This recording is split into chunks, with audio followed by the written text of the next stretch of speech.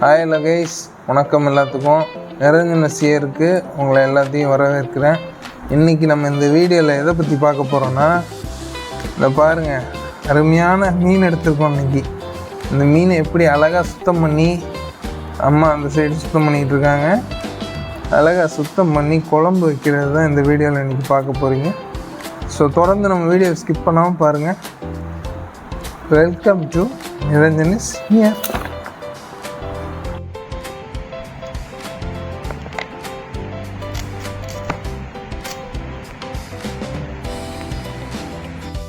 Hi guys, ஒரு வழியாக மீனை நல்லா க்ளீன் பண்ணியாச்சு.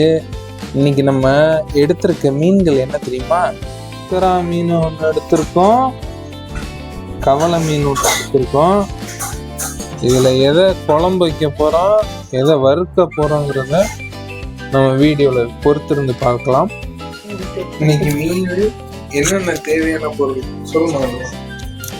சங்கரா மீன் 1/2 கிலோ, சங்கரா மீன் 1/2 கிலோ, சின்ன வெங்காயம் ஒரு 100, 4 தக்காளி மீடியம் சைஸு, 2 பச்சை மிளகா, தேவையான தேங்காய், கருவேப்பிலை.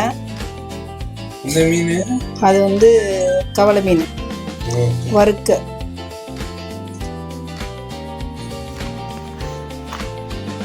இந்த தக்காளி எப்படிதான் நல்லா பொடி பொடியா நறுக்கிக்கணும்.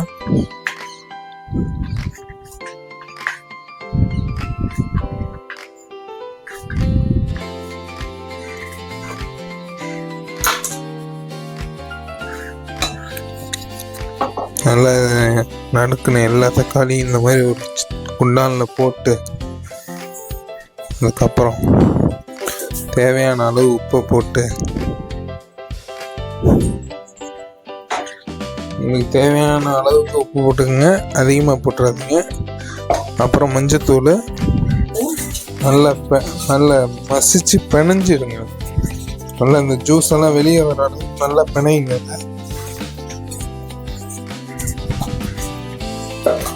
நல்லா பிணைஞ்சு நல்லா அந்த ஜூஸ்லாம் நல்ல சாறு வெளியே வர அளவுக்கு நல்லா மசிச்சு பிணைஞ்சிருங்க.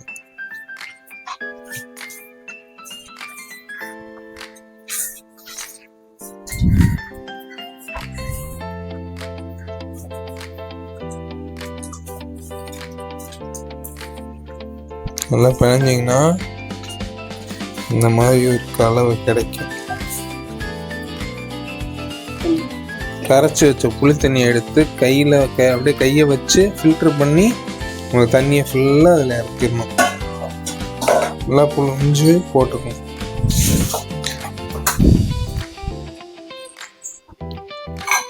அப்புறம் தேவையான அளவு தனி மிளகாத்தூள் தேவையான அளவுப்பா 2 ஸ்பூன் போட்டுக்குங்க. மீன் எவ்வளோக்கு எடுத்திருக்கீங்களோ அவளுக்கு ஏற்றாப்புல மிளகாத்தூள் போட்டுக்குங்க, சரியா? அப்புறம் மல்லித்தூள் தேவையான அளவு.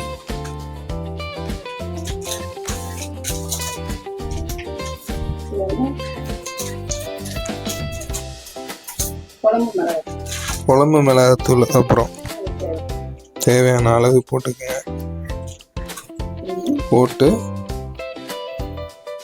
நல்லா கரைச்சிடணும். கட்டிப்படாமல் கரைக்கணும், பார்த்துக்கங்க. நல்லா கட்டிப்படாமல் தனித்தனியாக கரைச்சி எடுத்துட்டு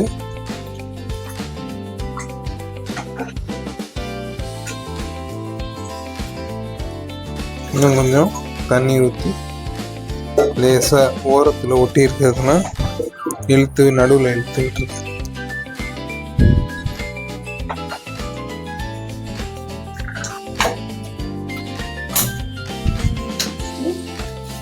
அடுப்பை பற்ற வச்சிடணும். அடுத்து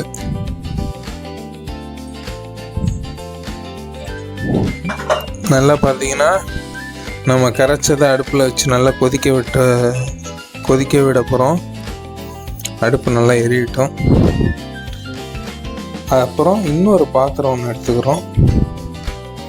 இந்த பாத்திரத்தில் பார்த்தீங்கன்னா அந்த குழம்புக்கு ஏற்ற ஒரு தாளிப்பு இதில் போடுறோம். நல்லா சட்டி காஞ்சோன்னு இதையும் நல்லெண்ணெய் சேர்க்குறாங்க. எங்கள் வீட்டில் கழுத்து நல்லெண்ணெய் இருந்தாலும் சேர்த்துக்குங்க.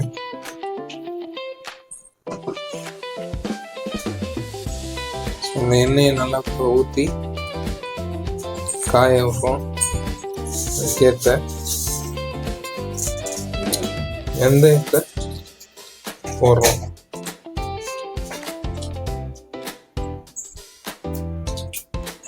ஸோ வெந்தயம் பொரியல் வரைக்கும் வெயிட் பண்ணணும். அதுக்கு முன்னாடியே நீங்கள் இதெல்லாம் சேர்த்து ரெடி பண்ணி வச்சுக்கணும். சின்ன வெங்காயம் முதல்ல சொன்ன மாதிரி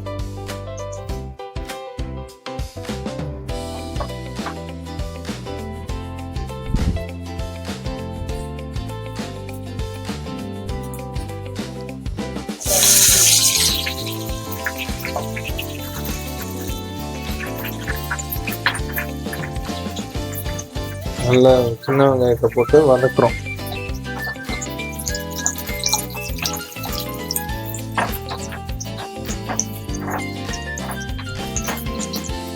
நல்ல ஒரு தாளிப்பு போட்டு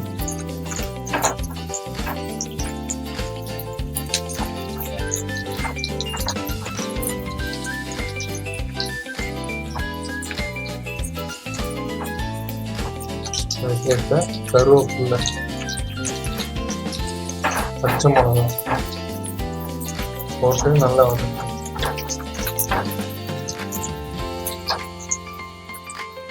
ஒரு சைடு இது வதங்கிட்டு இருக்க நேரத்தில் இந்த குழம்பும் கிட்டத்தட்ட கொதி நிலையை எடுத்துக்கணும்.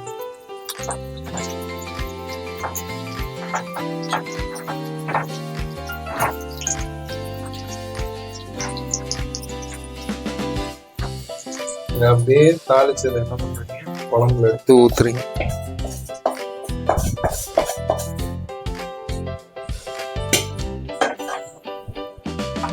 ஊற்றிட்டு இதை ஒரு நல்ல ஒரு கலக்கி விடுறீங்க. அடுத்து நம்ம எடுத்து வச்சிருந்த துண்டு துண்டு தேங்காயை எடுத்து நல்ல சின்ன குட்டி ஜார்ல போட்டு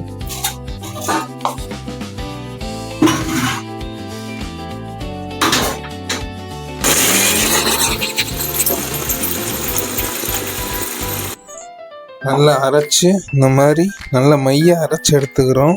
அந்த சின்ன நம்ம குட்டி குட்டி தேங்காவை எடுத்து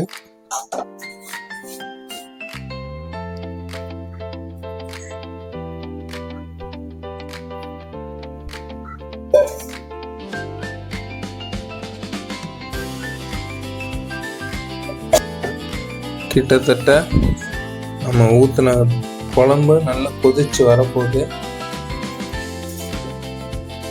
அதை ஒரு கிண்டு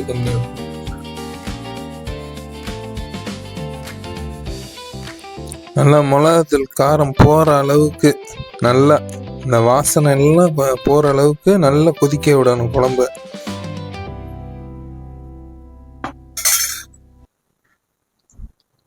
ஸோ நல்ல குழம்பு நல்லா கொதிச்சு வந்துட்டு இருக்கு. நம்ம கொஞ்சம் மஞ்சத்தூள் ஆட் பண்ணிக்கிறோம்.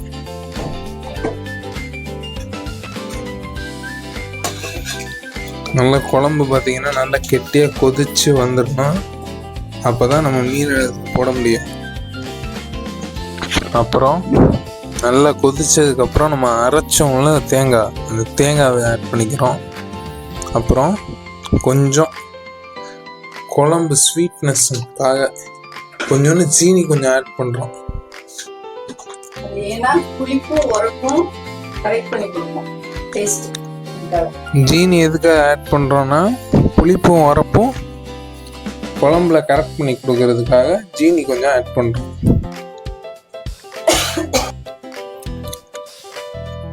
குழம்ப பார்த்துக்குங்க, நல்லா தனியாக பிரிஞ்சு வரணும் கொதிச்சு.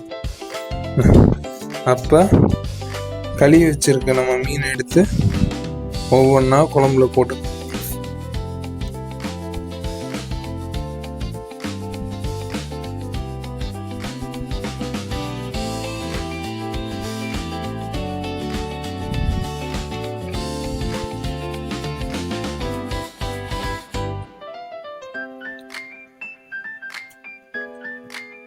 இப்படி நம்ம ஒவ்வொன்றா சேர்த்துக்கிறோம். நம்ம எடுத்து வச்ச மீன் எடுத்து இப்போ எல்லாத்தையும் நம்ம போட்டோம். நம்ம எதிர்பார்த்த மீன் குழம்பு இன்னும் ஒரு 10 நிமிஷம் அது கொதிச்சதுன்னா நம்ம எதிர்பார்த்த மீன் குழம்பு ரெடி. ரொம்ப கொதிக்க விட்டுறாதீங்க மீன் குழம்ப. மீன் அப்புறம் கரைஞ்சி ஓடிடும் தனித்தனியாக. அதனால் 10 நிமிஷம் கரெக்டாக ஒரு வாட்டி எடுத்து பார்த்துக்குங்க மீனை கூட. சரியா? நன்றி. வீடியோ பிடிச்சிருந்தா லைக் பண்ணுங்கள், சப்ஸ்கிரைப் பண்ணுங்கள், கமெண்ட் பண்ணுங்கள். தொடர்ந்து நம்ம சேனலை சப்போர்ட் பண்ணுங்கள். இந்த மாதிரி புது புது வெரைட்டிஸோடு உங்களை சந்திக்கிறேன். நன்றி, வணக்கம்.